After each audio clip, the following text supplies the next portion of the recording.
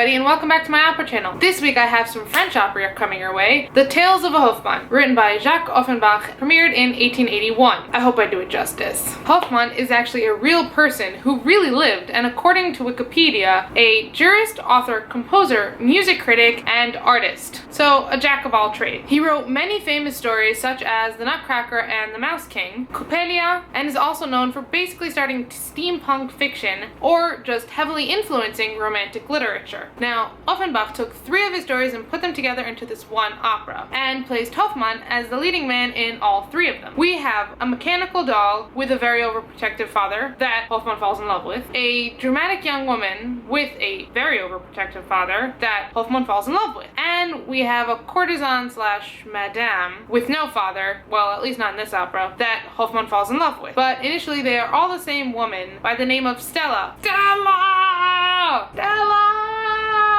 An opera singer that, you guessed it, Hoffmann fell in love with. But with Stella and the 3 other women, there's always a villain that comes in between Hoffmann and his woman. And since it is such an amazing packed opera, I'm just gonna get right into it. There are a few fun facts with this opera, but I'm gonna leave that for another video. Prologue. Pay attention, since basically the rest of the opera is exactly the prologue with a few tweaks here and there. Now, the opera opens when the muse, a female, is trying to get Hoffmann, a poet, to stop thinking about women and focus on what's important, writing poetry. So she dresses up as his friend Nicklausse, but at the same time, at the opera house, one of the sopranos, Stella, hey Stella, is performing in Don Giovanni. If you'd like to know the story of Don Giovanni, she has sent a letter to Hoffmann to come join her in her dressing room after the performance. But it gets intercepted on the way by Counselor Nicklausse, Hoffmann's nemesis. And Hoff just goes to a bar to have a drink. And once he gets there, and as a singer, I can super relate to this because it gets really annoying. Everyone's like, hey, you're a poet.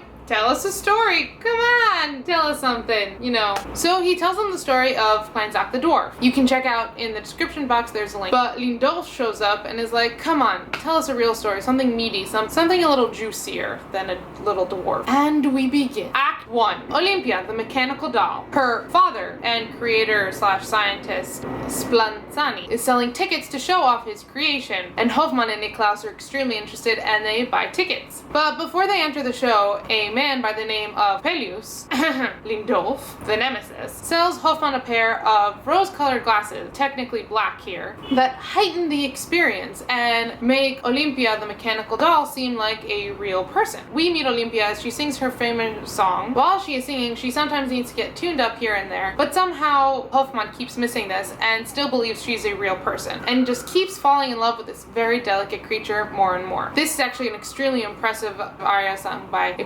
soprano. Coppelius and Splanzani have actually co-created Olympia together. Coppelius has come to collect his share of the profit from Splanzani, but Splanzani won't give him his share. Nicklausse is trying to explain to Hoffmann he has been tricked and Olympia isn't actually a real person. But he is happily dancing with her until unfortunately someone knocks him over and breaks his glasses, and he realizes that it has all been a lie. And at the same time that he is understanding all this, Coppelius comes and starts destroying Olympia by tearing her apart. Poor Olympia, all she wanted was to be a real girl. End of Act 1. Act 2. The act opens with a beautiful aria. Antonia is a young singer who is in love with Hoffmann. Here it is mutual. But her father, Belle, doesn't like Hoffmann and forbids them from seeing each other. Since this is the darkest act in the opera, and Offenbach is more familiar with writing comical operettas, we get some comic relief here when Franzt the house servant tells us where his talents actually lie. Hoffmann and Olympia find a way to see each other, but what Hoffmann doesn't know is that Antonia is actually really sick and suffers from a terminal disease that if she sings, she will die. Her mother suffered from it too and eventually died. And who comes to visit? Nicklausse. But here he is known as Dr. Miracle, who actually forces her to sing until she dies, destroying Hoffmann's chances once again for happiness. Really some miracle, doc. But that is an awesome death scene. As always, links down below. Act 3. We are on our way to Venice. As we travel to Venice, we hear the most famous duet from this opera, the Barcarolle. In Venice, we meet Juliet, a courtesan whom Hoffmann has fallen in love with, but it ain't mutual. She has been speaking to Nicklausse, actually, but here his name is Captain de Potuto, that in exchange for a diamond necklace, she will steal Hoffmann's shadow, which she does, successfully, and Hoffmann is once again left heartbroken. Epilogue. Back in the tavern, Hoffmann explains that all these women are actually depictions of one specific woman, Stella. Stella! the young woman, the musician, and the courtesan. He promises to never love again since it's just not worth the heartbreak. Nicklausse reveals herself as the muse and says, "Come back to me, to poetry. I will always love you." Hoffmann gives himself to the muse, and Lindolf gets Stella all to himself. The